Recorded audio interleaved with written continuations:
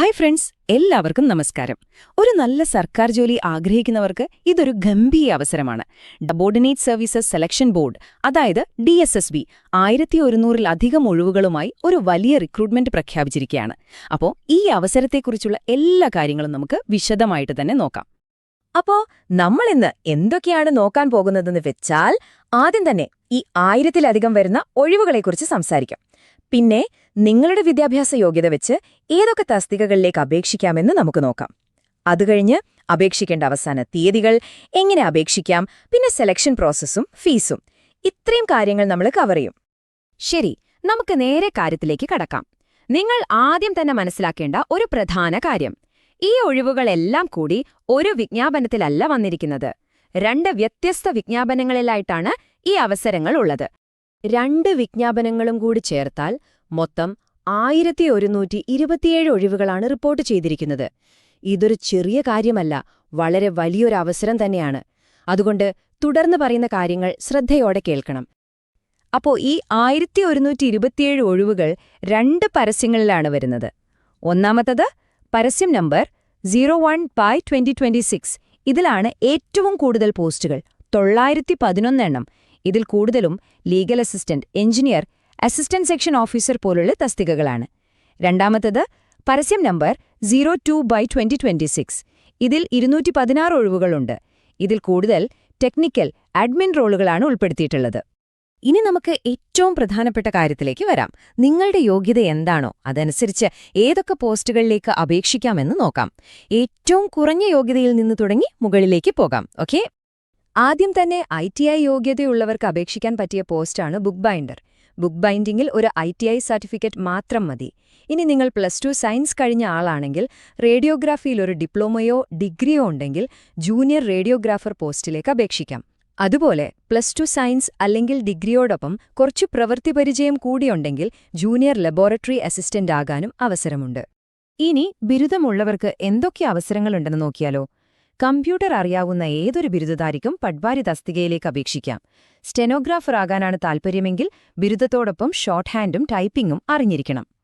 ഇനി ഈ റിക്രൂട്ട്മെന്റിലെ ഒരു സ്റ്റാർ പോസ്റ്റ് ഏതാണെന്ന് ചോദിച്ചാൽ അത് അസിസ്റ്റന്റ് സെക്ഷൻ ഓഫീസർ അഥവാ ASO ആണ്.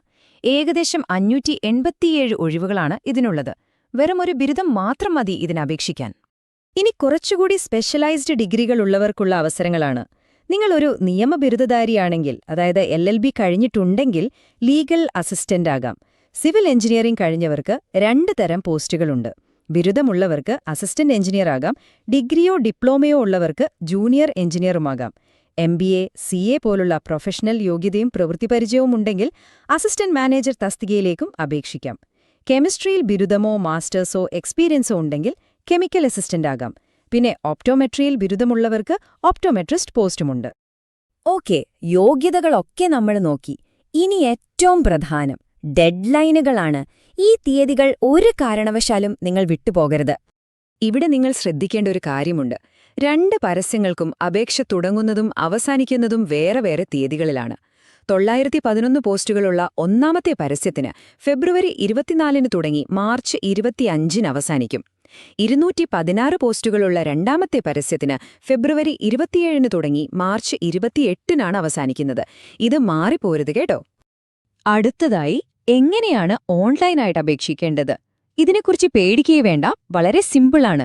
നമുക്ക് സ്റ്റെപ്പ് ബൈ സ്റ്റെപ്പായിട്ട് നോക്കാം.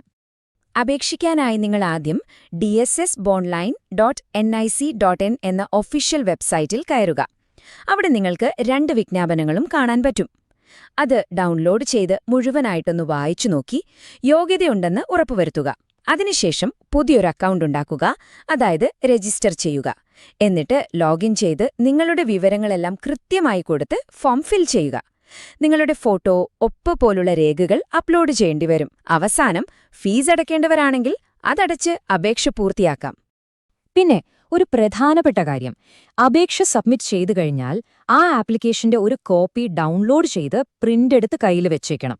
അത് പിന്നെ എപ്പോഴെങ്കിലും ആവശ്യമായി വരും, അതുകൊണ്ട് മറക്കരുത്. അപ്പോ അപേക്ഷയൊക്കെ കൊടുത്തു കഴിഞ്ഞു. ഇനി എന്താണ് അടുത്തത്? എങ്ങനെയാണ് തിരഞ്ഞെടുത്ത് നടക്കുക? ഫീസ് എത്രയാകും? ഈ കാര്യങ്ങൾ കൂടി നമുക്കൊന്ന് വേഗത്തിൽ നോക്കാം. ഇതിന്റെ സെലക്ഷൻ പ്രോസസ് ഓരോ പോസ്റ്റിനും ഓരോ രീതിയിലാണ്. മിക്കവാറും പോസ്റ്റുകൾക്ക് ഒറ്റ പരീക്ഷയേ ഉണ്ടാവൂ. ഒരു കമ്പ്യൂട്ടർ ടെസ്റ്റ്, അതിനെയാണ് വൺ ടയർ എക്സാം എന്ന് പറയുന്നത്. എന്നാൽ ചില ഉയർന്ന പോസ്റ്റുകൾക്ക് 2 പരീക്ഷകളുണ്ടാകും, ഒരു പ്രിലിംസും മെയിൻസും പോലെ. സ്റ്റെനോഗ്രാഫർ പോലുള്ള പോസ്റ്റുകൾക്ക് ടൈപ്പിംഗ് ടെസ്റ്റ് പോലുള്ള സ്കിൽ ടെസ്റ്റും നിർബന്ധമായും കാണും. ചില പോസ്റ്റുകൾക്ക് ഇന്റർവ്യൂവും ഉണ്ടാകാം. ഇനി പരീക്ഷ എഴുതാൻ പോകുമ്പോൾ എല്ലാവരും ശ്രദ്ധിക്കേണ്ട ഒരു കാര്യമുണ്ട്: നെഗറ്റീവ് മാർക്കിംഗ്. അതായത് നിങ്ങൾ കൊടുക്കുന്ന ഓരോ തെറ്റുത്തരത്തിനും കിട്ടിയ മാർക്കിൽ നിന്ന് 0.25 മാർക്ക് കുറയും. അതുകൊണ്ട് 100% ഉറപ്പുള്ള ഉത്തരങ്ങൾ മാത്രം മാർക്ക് ചെയ്യാൻ ശ്രമിക്കുക. ഫീസിന്റെ കാര്യത്തിൽ വലിയ ആശ്വാസമുണ്ട്. ജനറൽ, OBC, EWS വിഭാഗത്തിലുള്ള പുരുഷന്മാർക്ക് മാത്രം 100 രൂപ അടച്ചാൽ മതി. ബാക്കി എല്ലാവർക്കും, അതായത് എല്ലാ വനിതകൾക്കും, SC, ST, ഭിന്നശേഷിക്കാർ, വിമുക്ത ഭടർ ഇവർക്കാർക്കും ഫീസ് അടയ്ക്കേണ്ടതില്ല. പൂർണ്ണമായും സൗജന്യമാണ്. പ്രായപരിധി ഓരോ പോസ്റ്റിനും വ്യത്യാസമുണ്ട്. സാധാരണയായി 18 മുതൽ 32 വയസ്സ് വരെയാണ് വരുന്നത്. എന്നാലും സംവരണ വിഭാഗക്കാർക്ക് ഇളവുകളുണ്ട്. SC, ST വിഭാഗത്തിന് 5 വർഷവും ഡൽഹിയിലെ OBCക്ക് 3 വർഷവും കൂടുതൽ കിട്ടും. ഭിന്നശേഷിക്കാർക്ക് അവരുടെ കാറ്റഗറി അനുസരിച്ച് 10 മുതൽ 15 വർഷം വരെ ഇളവ് ലഭിക്കുന്നതാണ്. അപ്പോൾ ഇത്രയും വലിയൊരു അവസരം നിങ്ങളുടെ മുന്നിലുണ്ട്. നിങ്ങളുടെ യോഗ്യത പരിശോധിച്ച് ഈ അവസരം പ്രയോജനപ്പെടുത്താൻ നിങ്ങൾ തയ്യാറല്ലേ? ഈ റിക്രൂട്ട്മെന്റിന്റെ ഒഫീഷ്യൽ നോട്ടിഫിക്കേഷനും കൂടുതൽ വിവരങ്ങൾ അറിയാനും ഡിസ്ക്രിപ്ഷനിലുള്ള ലിങ്കിൽ ക്ലിക്ക് ചെയ്യുക. ഇതുപോലുള്ള പുതിയ തൊഴിലവസരങ്ങളെക്കുറിച്ച് പെട്ടെന്നറിയാനായി നമ്മുടെ ഈ ചാനൽ ലൈക്ക് ചെയ്യാനും സബ്സ്ക്രൈബ് ചെയ്യാനും മറക്കരുത്. മറ്റൊരറിയിപ്പുമായി ഉടൻ കാണാം.